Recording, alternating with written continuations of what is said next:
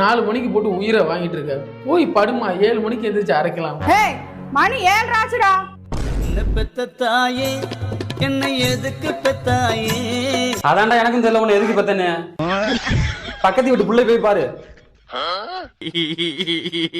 புள்ளைய பார்க்க சொல்ல செருப்பு பிஞ்சிடும். அந்த புள்ளையோட அண்ணன் போய் பாடுறா. ஏப்பா லோன் எதுவும் வாங்கியிருக்கியா? இப்ப நீ வாங்கிட்டு போடுவ. அப்படி இங்க ஓகேப்பா. நீ என்னம்மா பாக்குற? அரமா தடி. இந்தம்மா, இந்த அறை இல்லம்மா, அது அரமா. ஆகா, எப்படா இருந்திருக்க?